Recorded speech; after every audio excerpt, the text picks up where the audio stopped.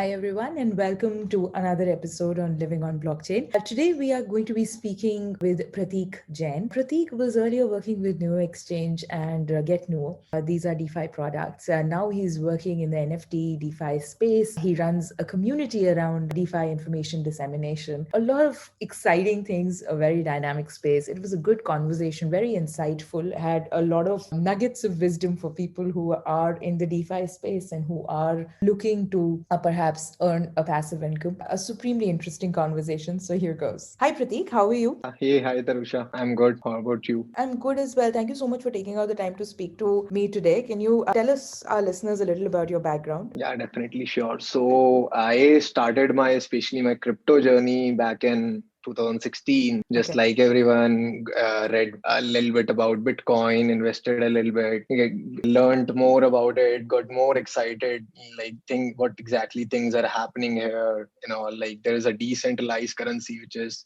not controlled by anyone, any government or everything, and it's like community driven, right? Hmm. And just got into this whole ICO mania, right, back in Right, in 2017. 2017.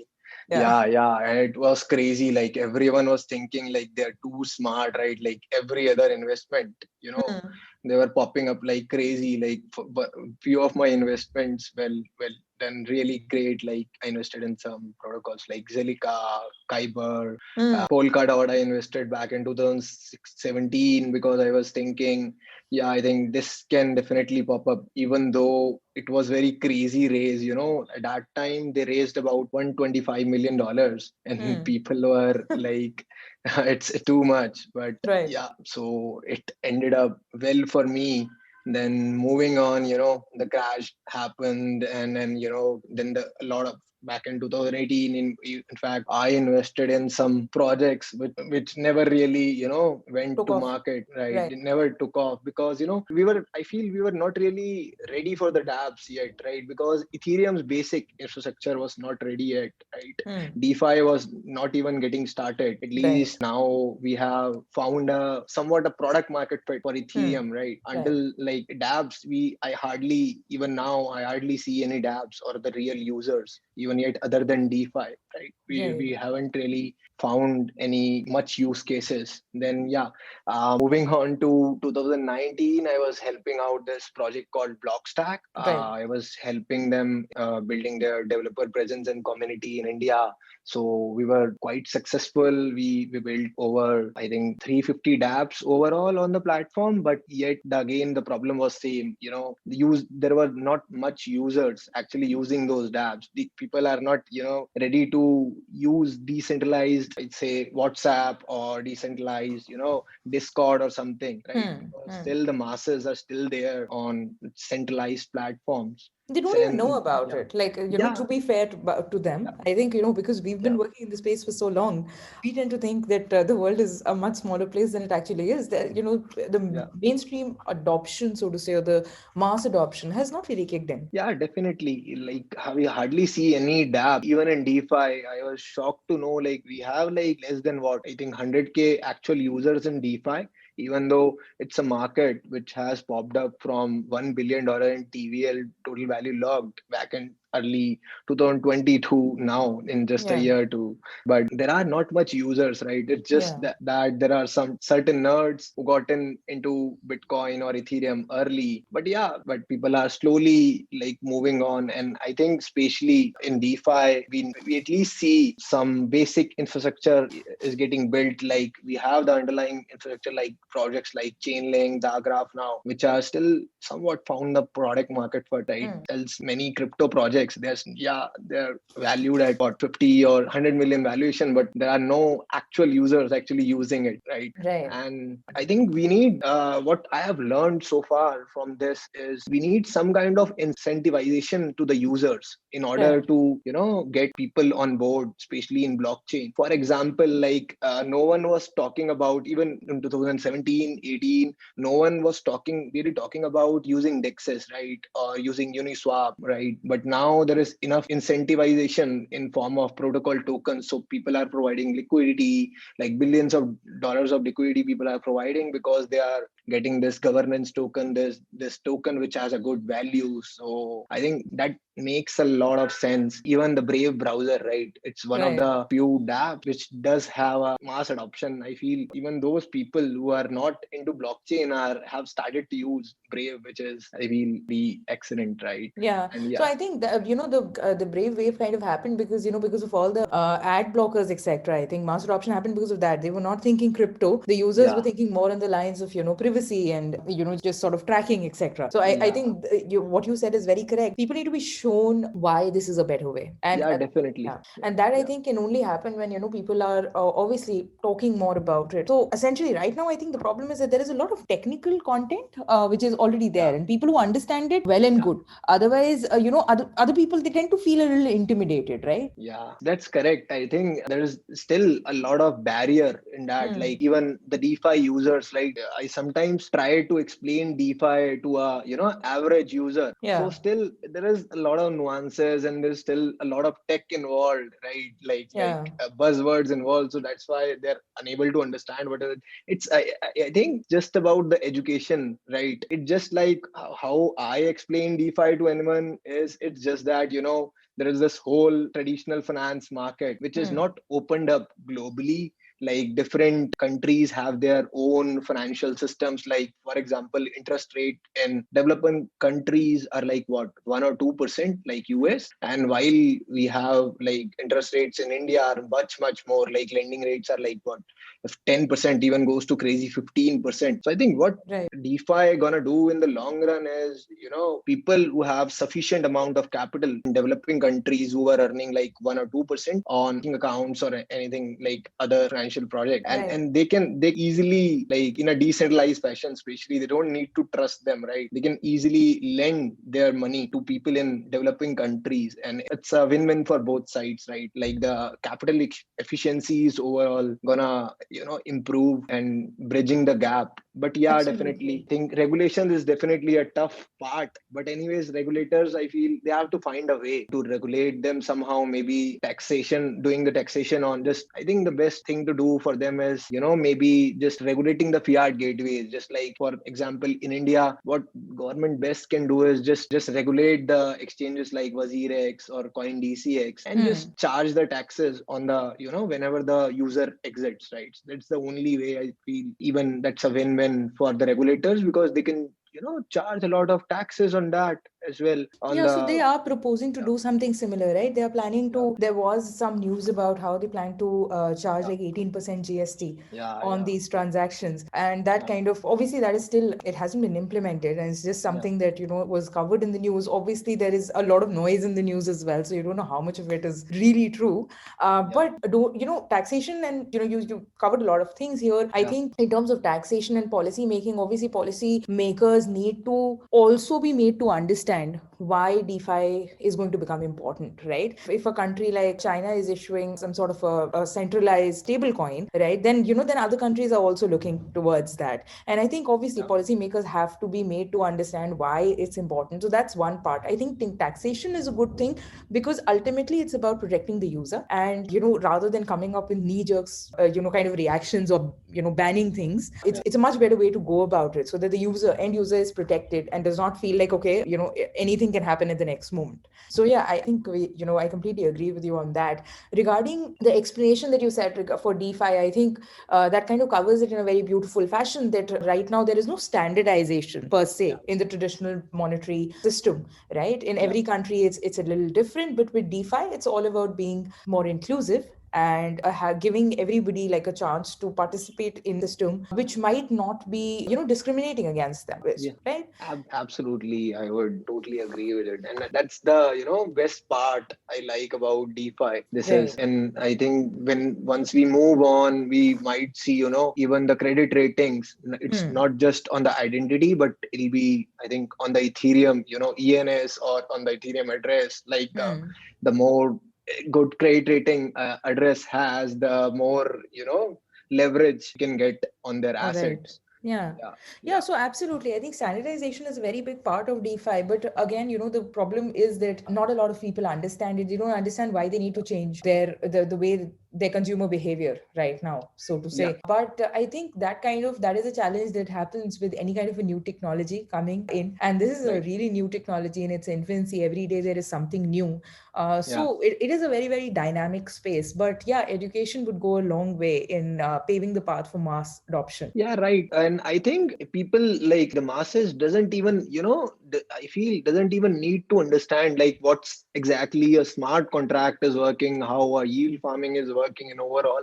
I think what matters most to them is the yield, the overall Hmm. yield they are getting on their asset. For Right. example, like suppose I am holding one Bitcoin, right? And currently I'm lending it on say exchanges like like Deribit or maybe Binance or something, right? Right. Like I don't have the authority of the funds I have, but similarly in DeFi, I think like at least the good part is if you people at least understand this, like you hold the keys of your coins, yet you are able to earn like crazy 10%, 15% APR on your Hmm. assets like Ethereum or Bitcoin or USD, even USDD, right? Right. Yeah. So it feel it's all about, maybe if you have seen apps like Argent, right? Argent Right. wallet, like Yeah. this giving them the users the simple, very basic UI. Just all they care about is the overall yield they are getting, right? So Yeah, it's just no, I about giving them a 100%. yeah, Yeah, giving them a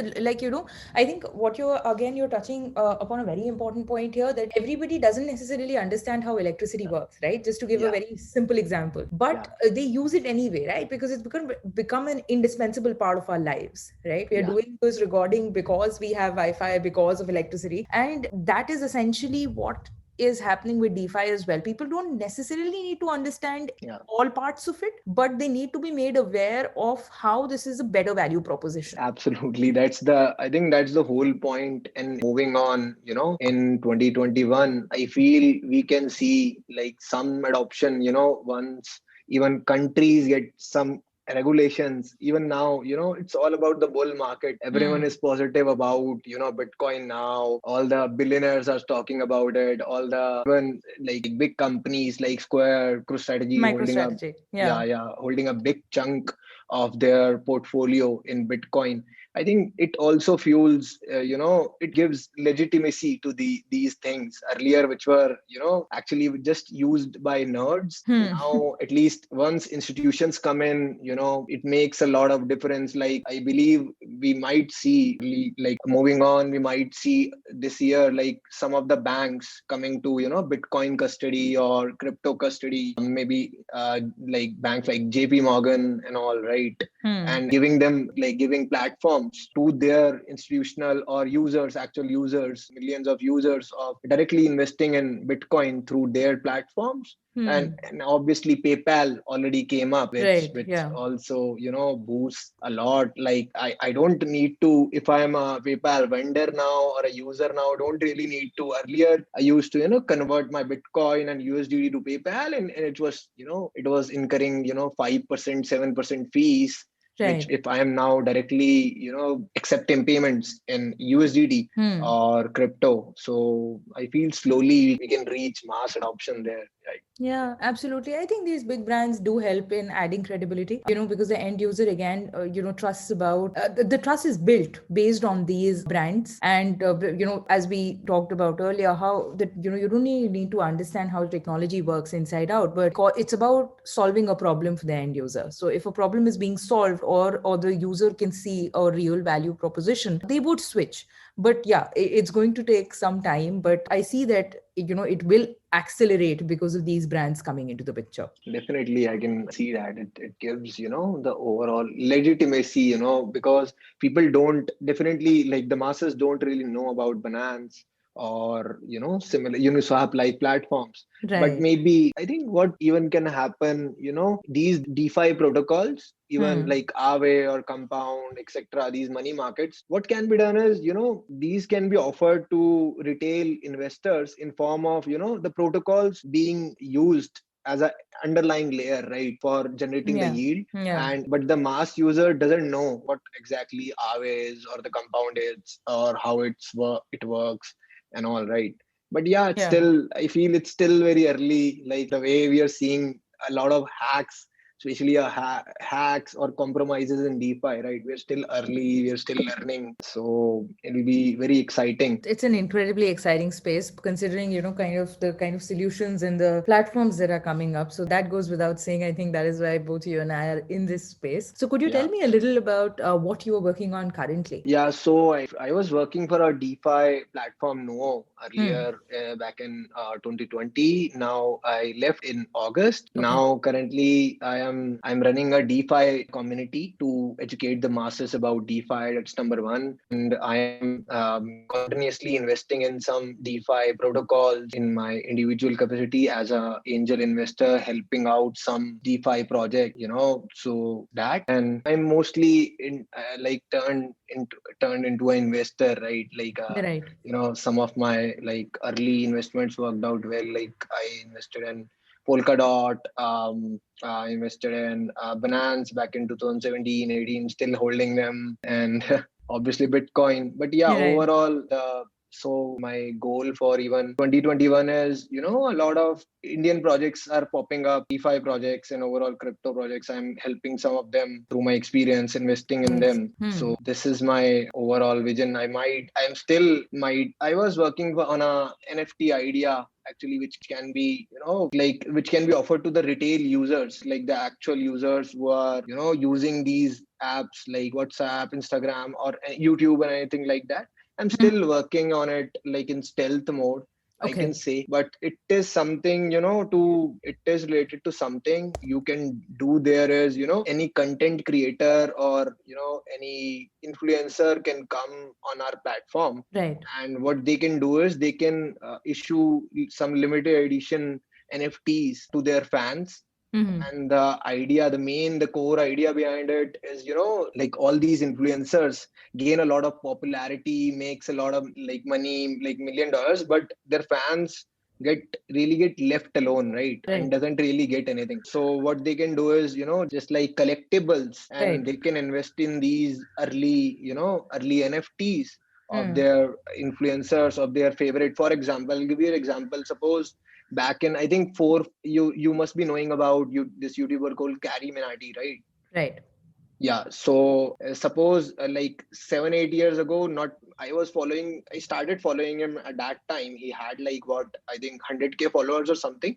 Hmm. And even though I knew somewhat, like I was big fan of him, I was not able to invest in his future or somehow just get more attached to it. So I think the idea is, what influencers can do, they can create their limited edition NFTs, Right. and there can be some value attached to it through these NFTs, which give them some privilege of these NFT holders. And with time, the fan base increases. For example, the fan base of Carry Minati has increased over 100x. So the value, but the NFT is same, still in the same, like it has the same circulation. It has same, only 100 NFTs were earlier generated. So it can increase in the value, and I'm still working on it, like trying to find how to find the product market fit, how to integrate it with people don't even need to know they are actually interacting with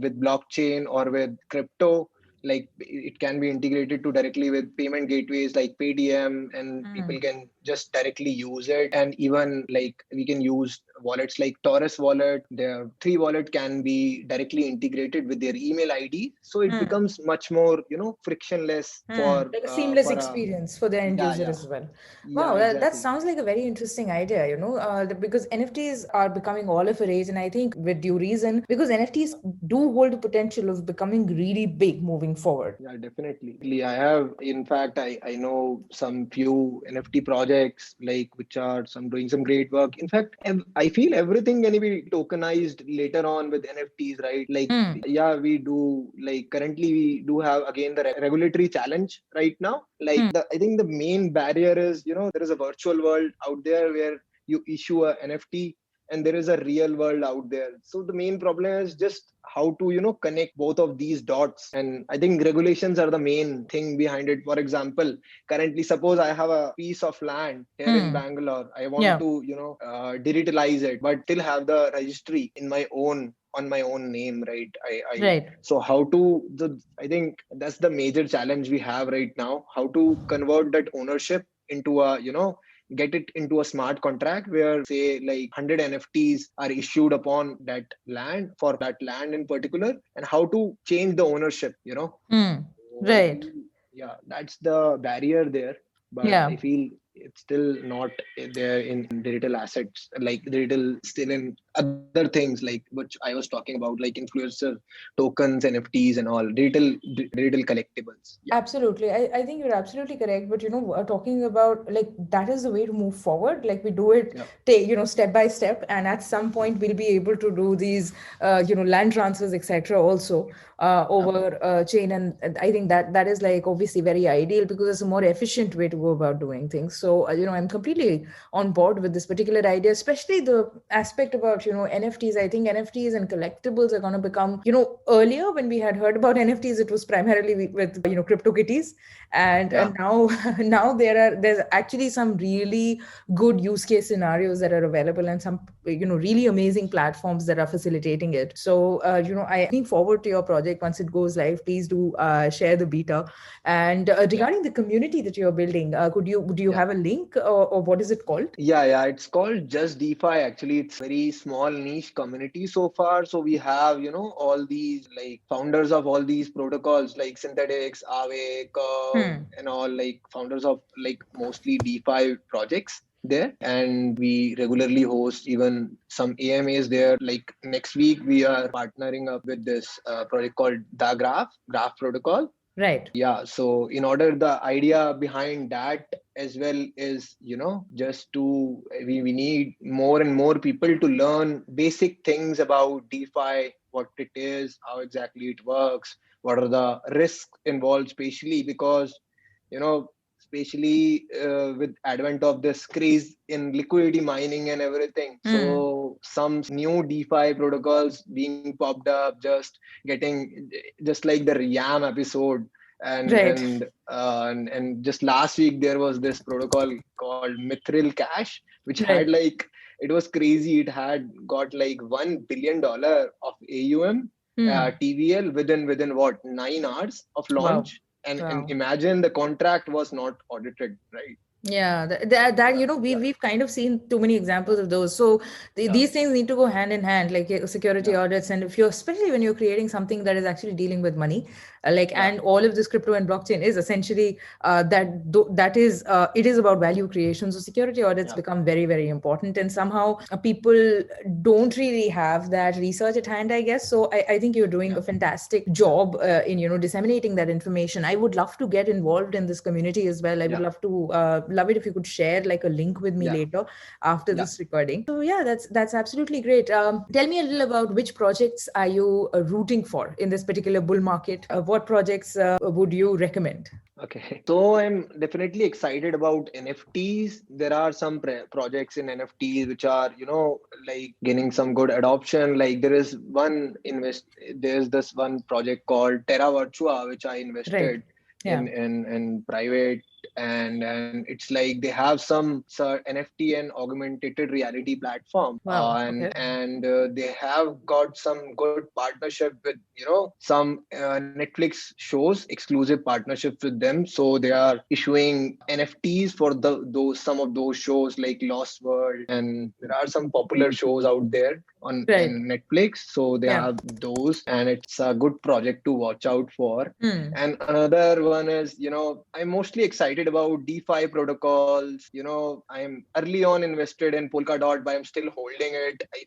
I think Polkadot, what Ethereum was in, 2017, 18, Okay. and Polkadot can see, the similar route, as like, again, it has popped up a lot of new projects popping up. Surely there will be a ICO like mania there. Yeah. Investors got to be very cautious about them. But yeah, some of them definitely, the parachains again gonna be be very exciting, as what gonna definitely do is, the cross-chain thing. Currently, we don't see any adoption or anything other than on Ethereum, right? There have been many Ethereum killers out Yeah. there, like pretending to be like, yeah, we're gonna kill Ethereum, we're gonna get, but ultimately DeFi exists only on Ethereum. Yeah. And so I feel moving forward, another interesting things and interesting projects would be, there's this thing called liquidity staking, so Right. there is this proof of stake market which has AUM of what, like over, I think, to check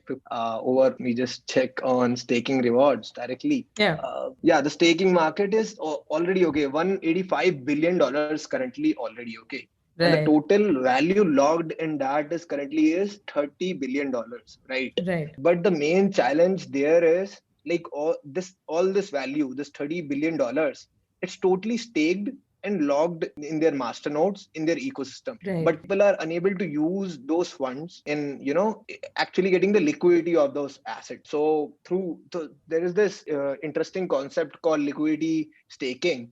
Right. What projects, like, there are some projects out there like Staffy, Ramp Stuffy, DeFi. Centaur, even Centaur does that. Yeah. Yeah, Stantor, Claystack is building it. Like, Yeah. yeah. So what they essentially do is, they just, so suppose you have, say, $100, $1,000 worth of Polkadot tokens. What you abhi currently do is just lock these tokens into a master node and then get, yearly yield of 7%, 8%, 10%, whatever, right? Yeah. Whatever is the yield. So what these projects are doing it, you lock them up through their masternodes. They give you a derivative token, which is basically a wrapped Ethereum token. You can use those tokens in the DeFi protocols, or you can trade them in Uniswap or anything. So Yeah. overall, again, it improves the capital efficiency. So these $30 billion, which is currently logged in the proof of stake ecosystem, Hmm. doesn't really need to be locked up. In fact, or just can earn additional rewards, liquidity rewards. Like, if you use the same tokens on Uniswap by providing liquidity, you can earn additional 10%, 15%, 20% yield, or you can restake them in, protocols like Aave, Compound, or use them there for lending or other purposes. So it can, again, improves the overall capital efficiency. You don't just get 10%, you get 20%, 30%, or whatever the increased returns on that, right? And Hmm. you get, again,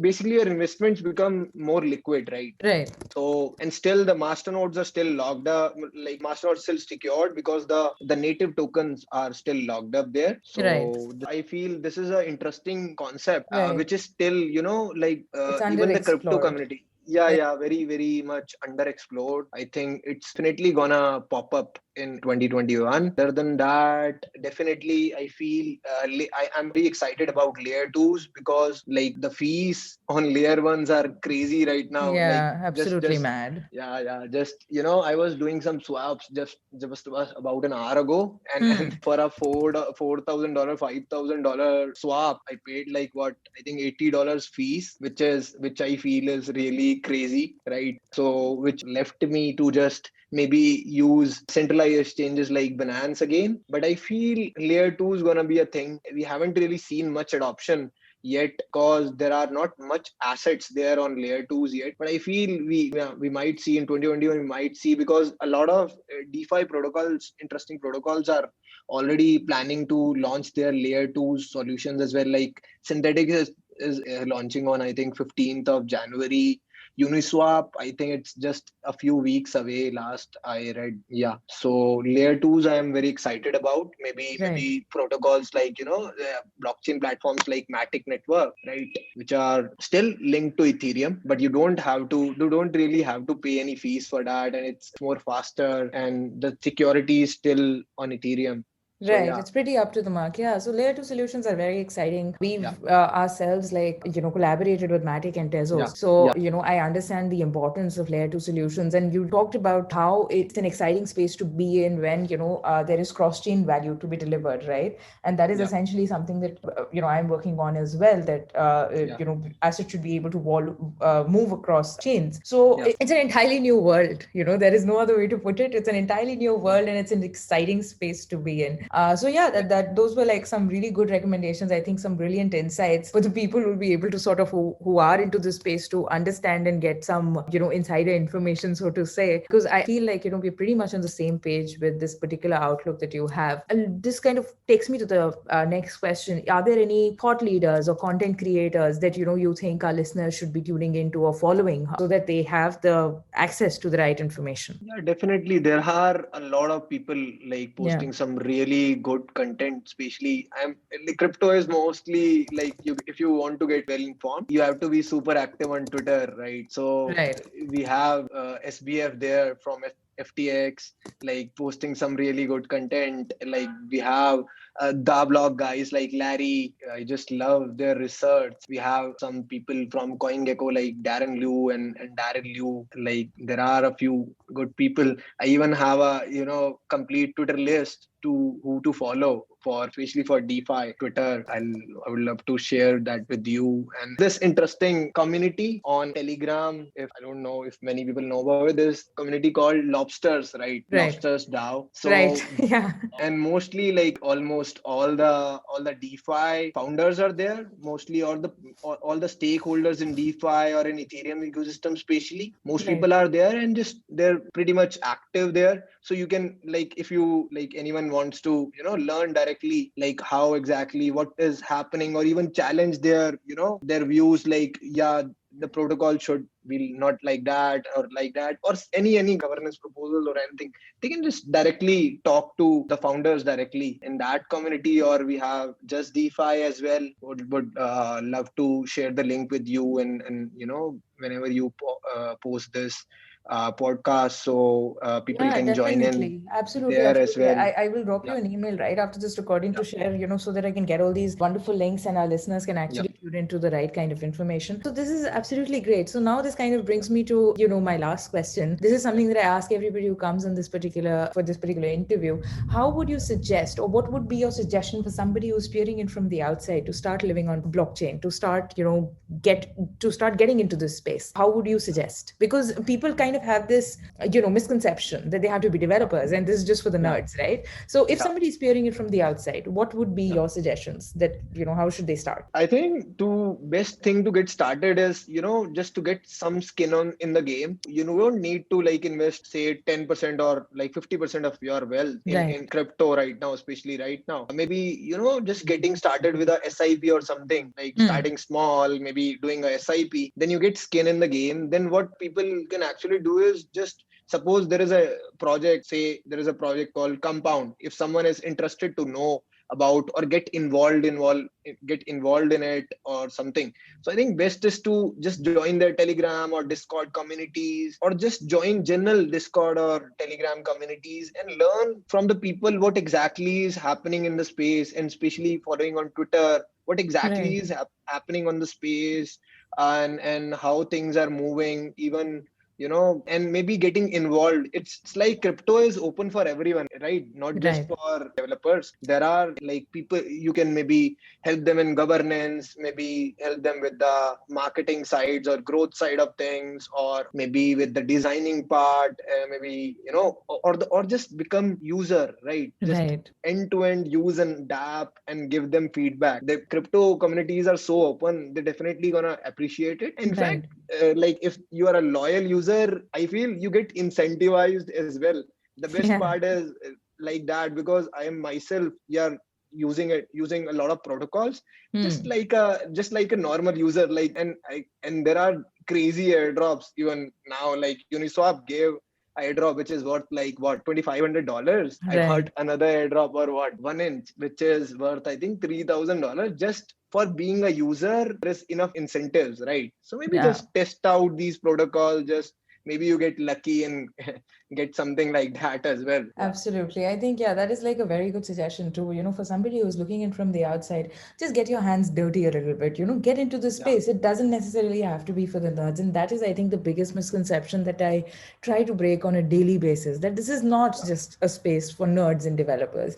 This is an entire ecosystem that is being created, and it is going to touch your life whether you know it or not in the coming decade, right? So might as well become more aware, and then obviously do your own research. But then once you become a little aware, I doubt that you'll be able to get out, because it's an interesting and dynamic space. Everybody can find a niche. Definitely. You just need to get involved. Somehow I feel you just find something to do, right? There's so much to do here. There's so much to do here. Exactly. It's like building Rome. Rome wasn't Yeah. built in a day. So there's so much to do. And I think there's space for everybody. Wonderful. Prateek, I have had a lovely time chatting with you. It's wonderful what you're doing with NFTs. I'm really not just saying it for the sake of the recording. I'm really interested in NFTs, and you should really hit me up with your beta as soon as it comes out. And any kind of parting thoughts? I don't know, like market is crazy right now. Right. So just be cautious, Yeah. and we shouldn't even, do the same mistakes as we did earlier, especially it's for retail, just going all in at these crazy prices. I think best is, to keep investing. Or if you are already profitable, to just take some profits out as well. Yeah. We know this is like not going, this thing is not going anywhere. We are just getting started, but Yeah. it won't be, a simple, just like a rocket like graph. There will be Yeah, many, it's like any market. yeah, There are ups and yeah, downs, and it's very easy to get swayed by the bull market, right? Everybody yeah, wants to get in when things are going well. exactly. Yeah, but you need to be very, very careful, like any market, and especially a market which is so dynamic in nature and it's still growing. So just do your own research and be a little cautious. But yes, Exactly. definitely get into it. Yeah, that's right. Great. Thank you so much, Prateek, for taking out the time to speak to me. It Yeah, was lovely. thank you. Yeah, nice talking to you, Tarusha. Yeah. Thank you so much.